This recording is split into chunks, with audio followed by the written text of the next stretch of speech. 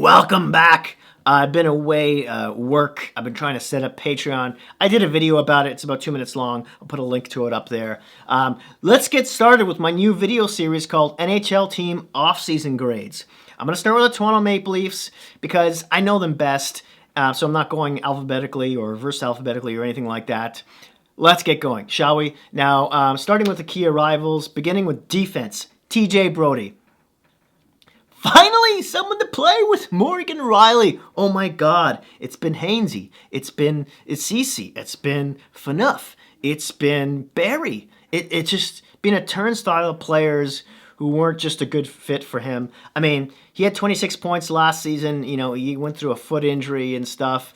But the season before that, he was a Norris Trophy candidate with like, what, 70-ish points? So Brodie brings experience. He's a positionally, defensively sound guy, great with his stick. He should just let the Rielly horse run. So I'm really excited to see that pairing and how they perform on the ice. Next, let's talk about Mikko Lehtinen, a KHL signing they brought in who could be the best non-NHL signing in the league this coming season. He's probably going to be a staple on that second power play unit. Maybe he even moonlights on the first, although that'll probably be Morgan Rielly's position. I could see him as a bottom pairing guy, maybe even hopping up beside Muzzin, because although he's a left shot, he can also play the right quite well, and he's not a defensive liability. He's like a plus player. So it'll be really interesting to see how he adapts to the North American ice. Next up, of course, Zach Bogosian. He's a guy who can clear the front of the net, who's great in the corners. He's good defensively. He's sound. He's a mammoth of a man. Jeremiah Johnson, good checker. He'll stick up for his teammates. They needed that sandpaper on grit. There's rumors the Leafs could go with 7D for a lot of the games this season. I could definitely see him being one of them, playing at least half the games minimum, and seeing a lot of playoff time. Knock on wood if the Leafs get there. Now let's start talking about the forwards, beginning with Wayne Simmonds. Now, right winger, signed to $1.5 million, 1-year deal. He's about 32 years old, and he's kind of fallen off a point cliff the past few seasons, really ever since he's left Philly. He went to Nashville, then the Jersey, then the Buffalo, and he was good for at least 17 to 23 goals a season, playing on that third line, on the power plays, in front of the goalie kind of deal, tipping in pucks, sticking up for his teammates. He's great in the dressing room as well. Let's see if he can bounce back from a point perspective, especially after the past couple seasons. This is sort of a prove-it year for him. He should be really hungry. Speaking of hungry, Joel Thornton. This could be his last chance at a cup, right? 41 years old. It looks like he's going to be the third-line center guy. He'll bump Kerfoot to the wing.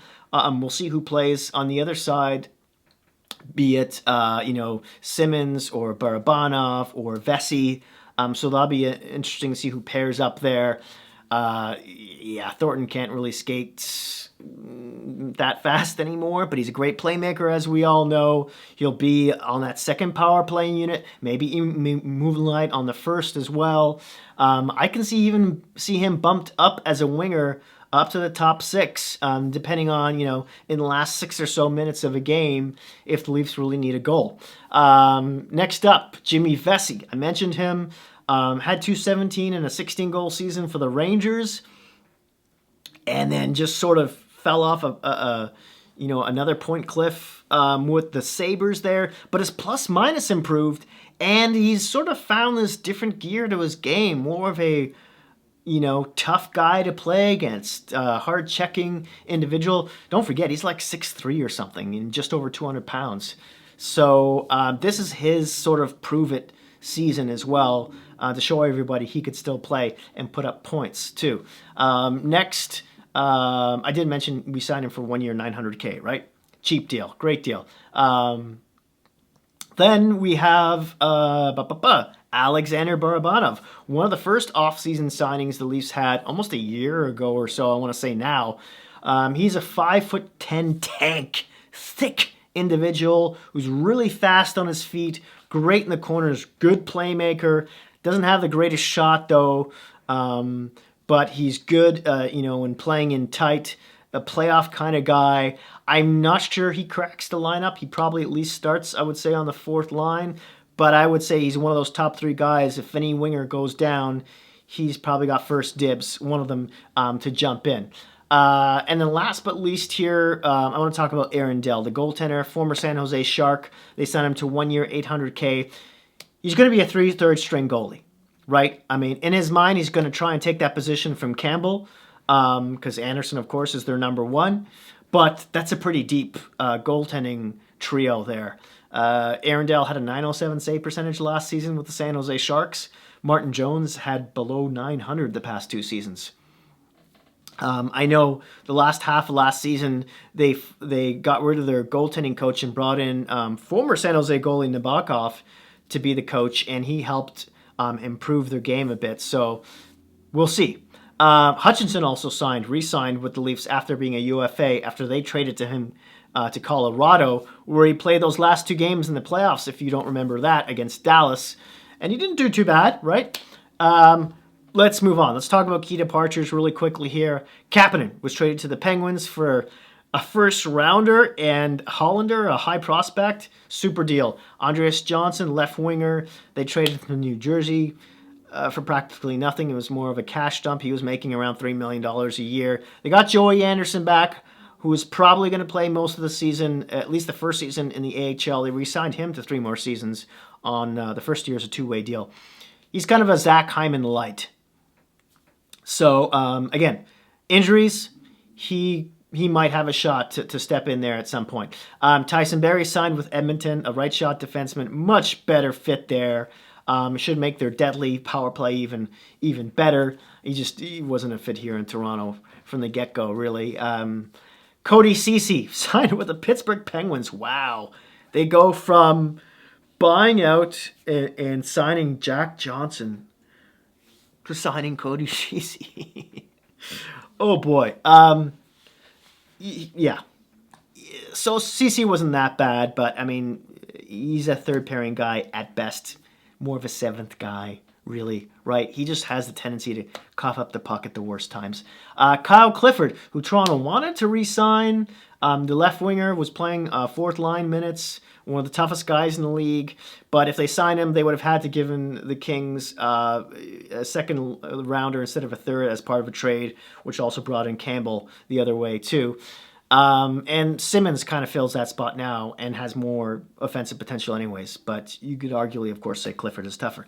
And then Frederic Gauthier, who, as far as I know at this moment, hasn't signed with anyone. Their former fourth line center, 6'5", hulking man, who he's not bad, but he doesn't really use his sides to his advantage at all.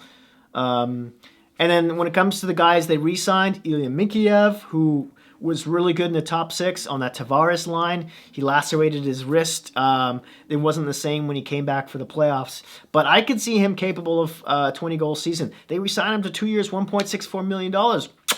Beautiful deal there. Travis Dermott re-signed with the Leafs. I believe he's still an RFA now. He's like 23 years old, I want to say. 1 year, $874,000 deal. Now, Dermott's going to have a hard time cracking the lineup. He was a fixture on that third pairing. He's a left shot, by the way, who can play the right. But there's going to be a lot of competition. If the Leafs do go with 7 defensemen, I definitely see him as having a shot at sneaking in there. Jason Spezza, no-brainer. Re-signing him to a 1 year, $700,000 contract. I want to say he's high 30s right now. Center, right wing. Still a great playmaker, even though he's not the fastest skater. He's still got an amazing shot. He was a staple on their second power play unit. Definitely made it a lot more lethal. And he's a great mentor in the locker room. Dennis Malgin, depth guy, they re-signed for $700K. I don't think he shouldn't see any ice time with all the wingers they have, but we'll see. Then when it comes to rookies who could crack the lineup, there's Nick Robertson. Yes, I haven't even spoken about him yet. He was one of the players of the year in the OHL last season. Was it 50 or so goals? He moonlighted for them in the playoffs with about, around 3 or 4 games, and did pretty decent. Had at least one goal, a few points. He's got potential in a full season to score at least 20 goals in the NHL level. He's a top 6 winger in the future for sure. They got him in the second round, 2019. I just don't know if he cracks the lineup. He's going to play with the World Juniors for the U.S., probably in their top 6. I'm not sure he cracks. Yeah, he's definitely one of the top 3 guys I could see who steps into the lineup if there's any injuries with any other wingers. So, but he's got a very high ceiling. Then, of course, there's last but not least Timothy Lindgren, right shot defenseman who spent his time with the Marlies the last few seasons. He's a former first-round pick in 2017. He had a few cups of coffee with them this past season and was okay. They really had to shelter his minutes, though. And I don't see how another year in the AHL playing both special teams, in 24-plus minutes a night wouldn't be good for him, right? Maybe even 2 more years. We'll see. But he's definitely an NHL player at some point. Worst case scenario, he's a third pairing guy who can really move the puck. And then let's get into my sort of like categories, final 4 categories I have here. Starting with best acquisition, it's got to be Brody, right? But special mention to Lettinen. If he explodes, ooh boy. Sleepers, Jimmy Vesey, if he can get back to that 17-goal range. Dark horse, Wayne Simmons. Again, another guy who can bounce back offensively and definitely add some grit for the Leafs. Best bang for the buck has got to be Joe Thornton. But you could argue about, Vesey and a few other players there as well. And then don't forget about Barabanov, Mikheyev, Bogosian on defense. And don't forget Rasmus Sandin as well, who was playing, third pairing minutes, left shot defenseman last season. High ceiling, that kid. Worst case scenario, he's a second pairing guy. But I just don't know where he fits in right now. And he's still very young. He's like 20 years old. If he plays most of the season in the AHL and then plays, the odd game here or there for Toronto, during the regular season, then it's, I could think of worse things. How do I grade this team in the offseason? Somewhere between a B and an A minus, I guess. I'll be a pessimist. I'll say a B, just so I'm not showing favorites. I would love to hear your grade for this team down below. And congratulations, you've made it to the end of the video. Why don't you celebrate by hitting that like and subscribe button? Thank you again so much for joining me. Please don't forget to be kind to each other out there, and I'll see you soon.